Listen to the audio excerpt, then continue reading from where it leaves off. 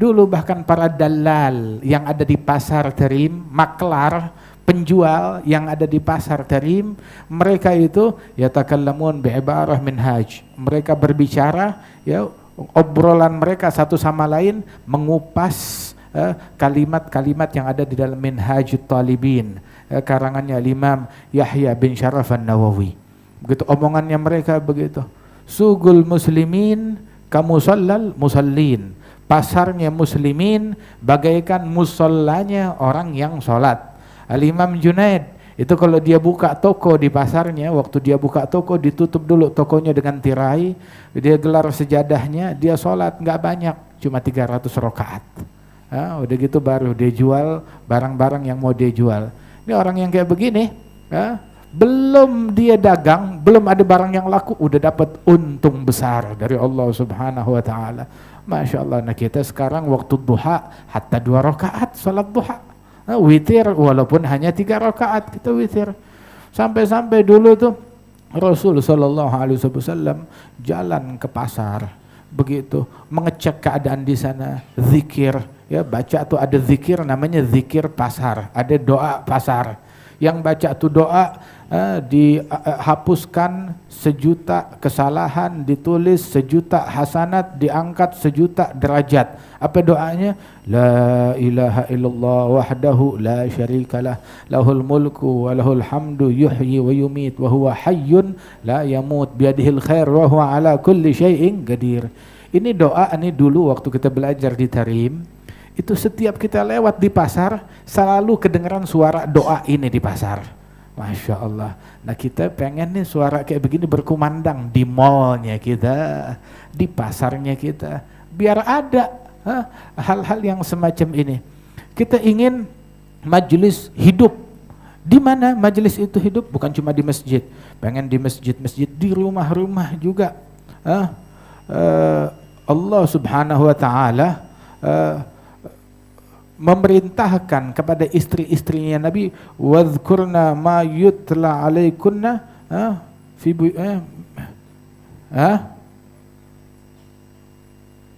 buyutikunna minal min ayatillahi wal hikmah. Bacakan, ingat, sebutkan apa yang dibacakan kepada kalian wahai para istrinya Nabi dari ayat-ayatnya Allah dan hikmah, dari ucapannya Rasulullah sallallahu alaihi wa alihi wasallam.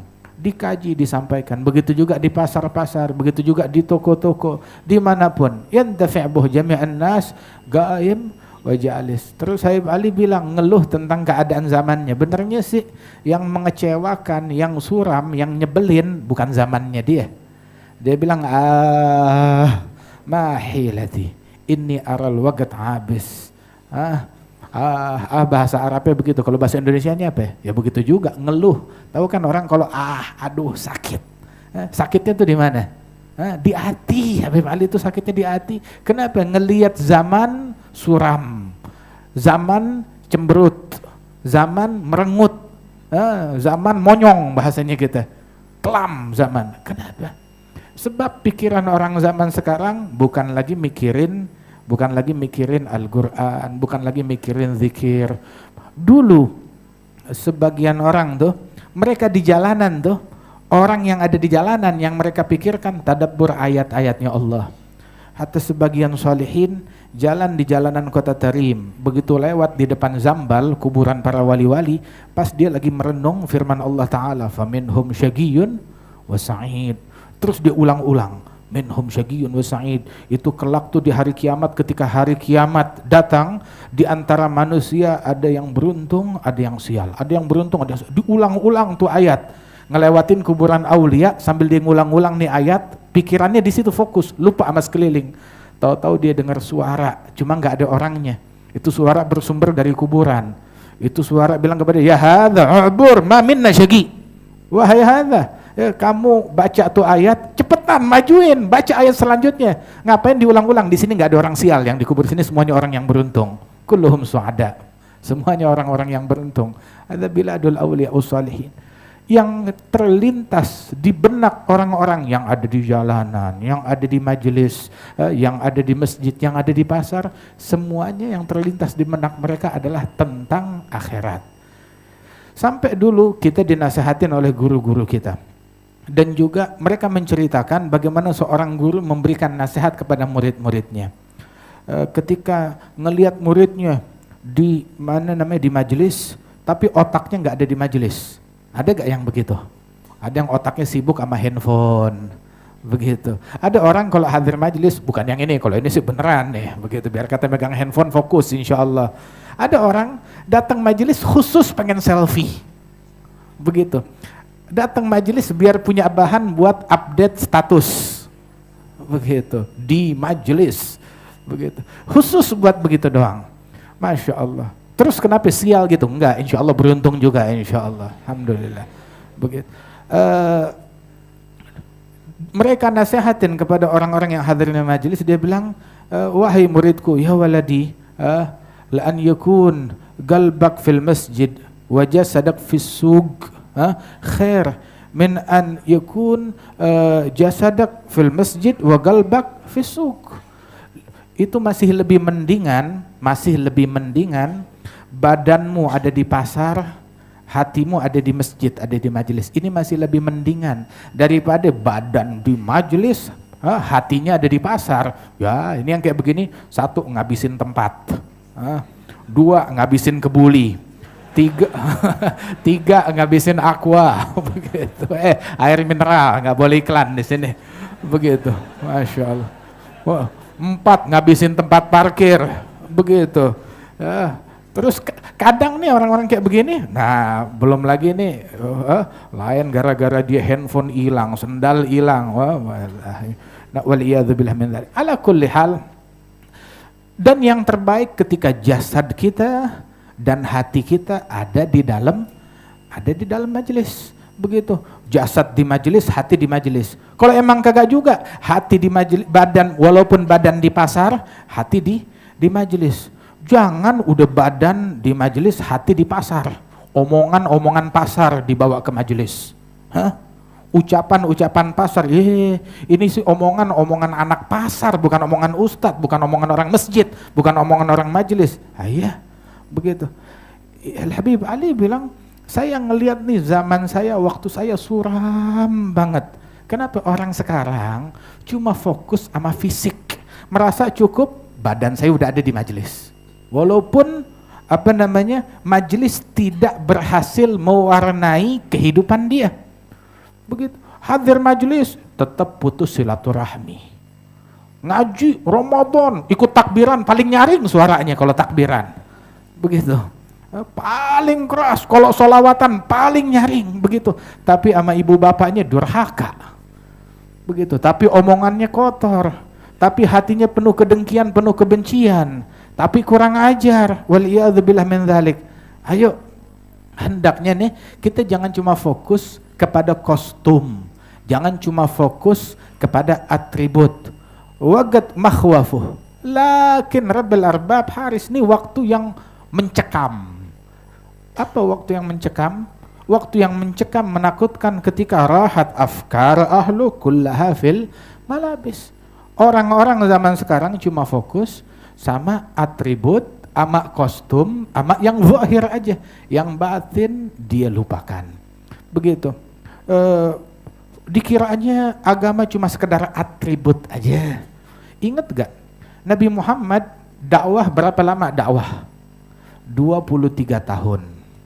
Berdakwah, 13 tahun di Mekah, 10 tahun di Madinah. Nabi ngalamin punya masjid sendiri baru di Madinah, cuma sebentaran. Yang 13 tahun gak punya masjid, begitu. 13 tahun sholatnya di mana? Di Masjidil Haram, di rumahnya, di Masjidil Haram. Dan di Masjidil Haram saat itu bagaimana? Dikelilingin 360 berhala. Begitu, dikelilingin 360 berhala. Terus Nabi di situ, sholat di situ, iya, sujud di situ, iya, sujud di situ. Diganggu, diteror, lagi sujud ditaruh kotoran, jeroan, habis nyembelih onta tuh jeroannya, kotorannya ditaruh di kepalanya Rasulullah Shallallahu Alaihi Wasallam. Terus udah gitu bagaimana? Nggak beranjak dari sujudnya. Besoknya datang lagi, sholat lagi. Coba kita kalau masuk satu masjid, dicemberutin dikit, dipelengosin dikit, bilang amit-amit, seumur hidup gua nggak injek lagi nih masjid. Tapi Rasul sallallahu alaihi wasallam tetap datang lagi, diganggu lagi, sabar lagi. Wah, kata beliau 13 tahun nggak punya atribut. Begitu. Beliau baru punya masjid begitu hijrah ke Madinah Al-Munawwarah. Itu pun juga masih diganggu orang, diteror, diperangin. Begitu. Beragam gangguan dirasakan oleh Rasulullah sallallahu alaihi wasallam. Tapi yang beliau terlebih dahulu siapkan adalah membangun jiwa, membangun akhlak, membangun mental, membangun pola pikir, membangun keilmuan, membangun adab, membina jiwa manusia. Begitu. Kemudian baru fisik yang lain terbina. Kenapa? Sebab itu ntar ngikut kepada apa yang udah disiapkan. Begitu nyampe ke Madinah, musliminnya udah siap, orangnya udah siap, khalas, ayo masjid. Terus masjidnya Rasul bagaimana? Ya begitu, tiang apa namanya, dari pohon korma. Begitu, atapnya dari pelepah daun korma. Begitu, karpetnya, Masya Allah, dari tanah. Itu dia tempatnya Rasul sallallahu alaihi wasallam. Tapi asal tahu aja, 24 jam nggak kekurangan orang yang ngaji, nggak kekurangan orang yang zikir, nggak kekurangan orang yang sholat jamaah, nggak kekurangan orang yang datang dari mana-mana untuk mengkaji ilmunya Rasulullah, dengerin bacaan Qurannya Rasulullah sallallahu alaihi wasallam. Begitu, kayak begitu yang dibangun oleh Rasul sallallahu alaihi wasallam. Bukan cuma atribut, bukan cuma kostum, akan tetapi jiwa yang dibangun, yang dibina oleh Rasulullah sallallahu alaihi wasallam. Wah, kata. Terus juga katanya Habib Ali, ini yang saya lihat nih waktu muram orang cuma mikirin cuma yang zahir aja, yang batin dilupakan. Mereka melupakan akhlak, dayya'u sirat arbabis sifatin nafais. Mereka ninggalin perangai dan akhlak manusia-manusia yang luhur dan mulia.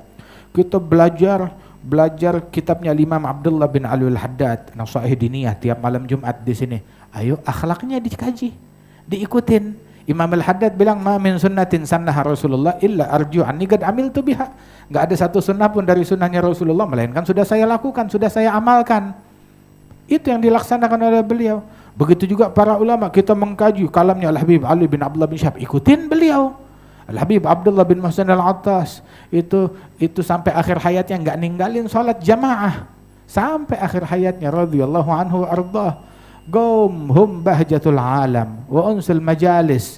Mereka ini nih para kaum yang memiliki perangai yang luhur, yang mana mereka ini adalah hiasan kemuliaan, keagungan begitu di muka bumi ini, dan membawa ketentraman di majelis-majelis. Saya ingat ya 21 tahun yang lalu kita pulang dari Hadramaut itu sekitar tahun 98 bersama Habib Umar, ada Habib Ali Al-Jufri.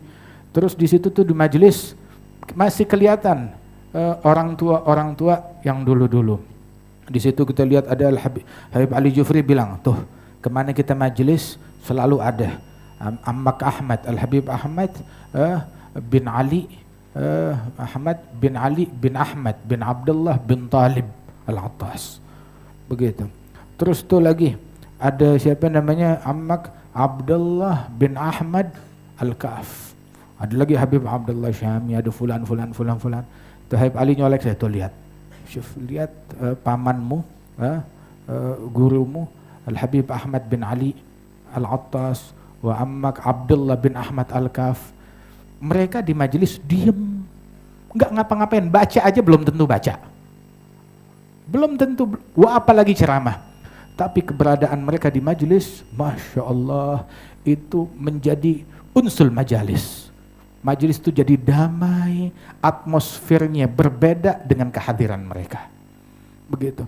Dengan kehadiran mereka tuh lahum minat taqwa ajallu zinah. Inda ligahum tanzilus sakinah wa tahsulul jam'iyatul mubinah tujdabul albabu bin fi'ali halu dhawid da'wa lahum tufarik binuri furganin yarahu dhaig la birtifa'il jah wal khawarig wala bihusnil wa'zi wal agwali fa innahum kullu munibin khashi' kullu dhi qalbin munirin lami' la man yushirun nasu bil asabi' wa huwa minas sirril masun khali. Itu mereka itu adalah orang yang macam begitu, Masya Allah. Nah kita pengen majelis-majelis kita makmur dengan orang-orang yang semacam begini. Itu yang kita inginkan. Nggak penting di majelis kita, wah majelis ente presiden nggak datang, terus nggak apa-apa.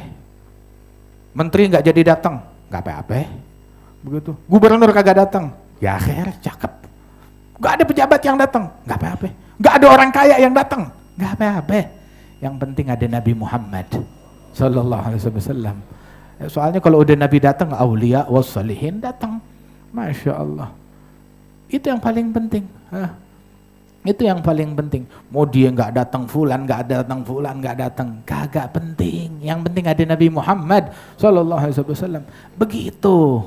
Kita pengen nih majelis-majelis, Nabi tuh sudi hadir di situ.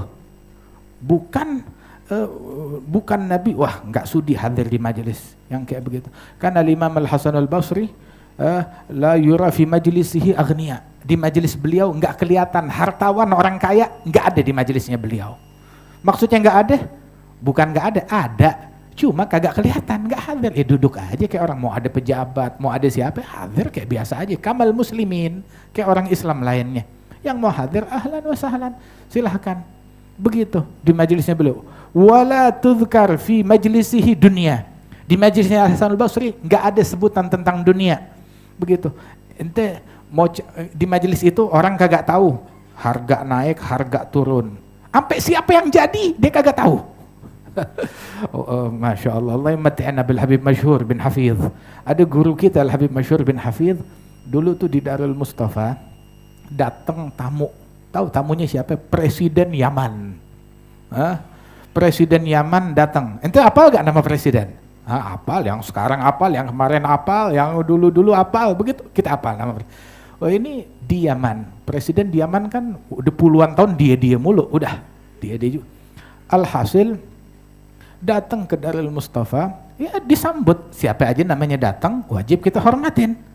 Wajib kita hormatin. Gak bisa kita pilih-pilih. Hatta Yahud datang kepada Nabi Muhammad, diusir sama Nabi Muhammad. Begitu, lu najis, minggir lu dari, kagak pernah. Begitu. Ini dakwahnya Nabi, ngajak siapapun. Siapa aja mau datang, ayo ahlan wa sahlan. Begitu, kita bukan ngusir orang, apalagi orang mau hidayat, orang mau benar, siapa aja datang, ahlan wa sahlan. Kita bukan tukang ngusir orang. Kita takut kalau kita ngusir orang, nganggap lu nggak pantas di majelis. Akhirnya kita besok hari kiamat, Allah bilang lu nggak pantas di surganya gue. Na'udzubillah min dzalik. Kita bukan tukang ngusir orang. Begitu, siapa kita berani menghakimi orang lain. Alhasil datang presiden begitu, hadir di situ. Habib Masyhur ngasih sambutan, alhamdulillah hadir tengah-tengah kita ini presiden kita. Terus bawa namanya tebolak-balik. Sampai bingung, salah dikoreksi, salah juga. Nanya, Ismak Min, nama ente siapa? Dia nggak tahu nama presiden siapa. Tapi ente boleh tanya, begitu. Boleh tanya kepada Habib Masyhur tentang masalah fikih ini, khilafnya ada berapa, dia sebutin satu persatu. Dia hafal sirahnya. Tahu gak manaqib Asy-Syaikh Abi Bakar bin Salim yang dibaca di Cidodol tuh? Waktu Habib Masyhur datang ke sini, dulu nggak ada pembacaan manaqib. Waktu Habib Masyhur datang, dia yang tulis manaqib dari hafalannya sendiri. Dia tulis itu manaqib, ayo 2-3 lembar yang sampai sekarang dibaca. Nah itu dia manaqib yang beliau tulis. Jangan heran abahnya beliau Al-Habib Muhammad bin Salim bin Hafidh datang ke India, ke Pakistan, ikut dakwah di sana keliling, disambut oleh para ulama. Itu ulama datang kepada beliau minta tulisan buku karangan beliau, Hagil Faraid, Takmilah Zubdatul Hadis, dalam Fiqhul Mawaris. Minta tulisan itu. Bilang saya nggak punya, begitu, saya nggak bawa. Ini karangannya antum, iya tapi jangan takut, saya hafal. Pegang pulpen, ayo tulis sekarang. Dia bacakan semuanya dari hafalannya tuh tulisannya, Masya Allah. Cuma urusan duniawi dia kagak hafal. Siapa fulan, kagak apa. Begitu, dia kagak ngerti begituan. Wah, kata Al-Habib Zain bin Sumaid, Masya Allah. Ya, mungkin telepon rumahnya sendiri dia nggak hafal. Begitu. Tapi kalau ente mau ditanya tentang khilaf antara Ibn Hajar, Romli, Rafi'i, Nawawi dalam satu permasalahan, wah dibawain nama dia. Masya Allah, sebuku juga luar biasa. Para ulama-ulama kita dulu kayak begitu. Nggak disebut wala kenal, wala mau tahu tentang urusan duniawi. Apa dia orang nggak peduli? Apa dia orang nggak peduli? Lah, bukan nggak peduli. Sebab berpalingnya mereka dari urusan duniawi adalah penyebab urusan dunia bumi menjadi aman, damai dengan berkat sikap mereka ini. Ada orang membangun dunia dengan sholat, dengan ibadat, dengan taqwa, dengan istiqamah, dengan i'rad 'anid dunia, berpaling dari dunia. Mereka ini adalah orang yang paling berpengaruh di dalam membawa perbaikan duniawi. Begitu. Itu salah satu ibadat amalan yang paling ampuh di dalam memperbaiki duniawi. Khalas, tutup mata, tutup buku dari perkara duniawi. Wah, nggak peduli sama dunia. Taib, ente nonton berita 24 jam, ente pantengin tuh berita, apa yang udah lu buat dunia? Yang ada ente masih jadi tukang gosip, tukang ghibah, tukang namimah, tukang caci maki, tukang suudzon, tukang curiga sini situ. Waliyadzubillah. Apa yang ente buat untuk dunia ini? Tapi agwam yang kita lihat, yang kita kenal, begitu rahmat Allah menjadi langgeng berkat mereka. Wa rahmatullahi bihim tadumu. Itu rahmat Allah menjadi langgeng dengan berkat mereka. Laulahumu bainal anam ladukdikat jibalun wa ardun lirtikabil khathiyati bihim yadfa'ullahul balaya wa yakshifur razaya yusdi kulla khairin wa ni'mati. Berkat mereka Allah tolak bala, Allah Ta'ala tolak bencana. Nah lu tolak angin aja gak mempan. Begitu. Gak mempan. Ini mereka gunung kagak jadi gempa. Masya Allah, Sayyidina Umar ibn al-Khattab, dia bukan orang yang tiap hari ngecek Facebook, bukan orang yang tiap hari cari tahu berita di sini di situ, update status, nggak tahu. Sekali terjadi gempa di Madinah, ditepok pakai rotannya tuh Madinah, begitu dai alam adil, diem, emang gua nggak adil, langsung diem tuh bumi, begitu. Ente nepok nyamuk aja kagak mempan, begitu. Wah ini bumi ditepok kagak jadi gempa. Radhiyallahu anhu wa ardhah. Nah kita pengen nih orang-orang kayak begini yang hatinya cemerlang, ya Allah biar panjang umur yang kayak begitu, ya, yang kayak begitu biar makin banyak. Ya, ini dengan keberadaan mereka tuh majelis menjadi indah, menjadi nikmat. Ya Allah, enak dilihatnya, mata kita juga segar ngelihatnya. Alhamdulillah, ya. Nggak ngelihat yang monyong-monyong, begitu nggak dengar yang bikin mules, begitu. Alhamdulillah. Nikmat dari Allah Ta'ala. InsyaAllah Allah Ta'ala jaga kita. InsyaAllah Allah Ta'ala makmurkan majelis-majelis kita. Amin ya Rabbal Alamin. Dan para ulama kita yang ada di Tarim, insyaallah Allah Ta'ala berikan mereka kesehatan, afiat, panjang umur, ya. Dan Allah Ta'ala makmurkan insyaallah jami' majalis dzikir, hilaqul hilm, semuanya Allah Subhanahu wa Ta'ala makmurkan. Amin ya Rabbal Alamin. Allahumma ij'al jam'ana hadza jam'an marhuma, tafarraqna min ba'di tafarruqan ma'suma, wa la taj'al fina wa la minna wa la ma'ana syaqiyan wa la mahruma bi rahmatika ya arhamar rahimin. Sallallahu ala sayyidina Muhammadin an-nabiyil ummi wa ala alihi wasallam wa akhiru da'wana alhamdulillahi rabbil alamin.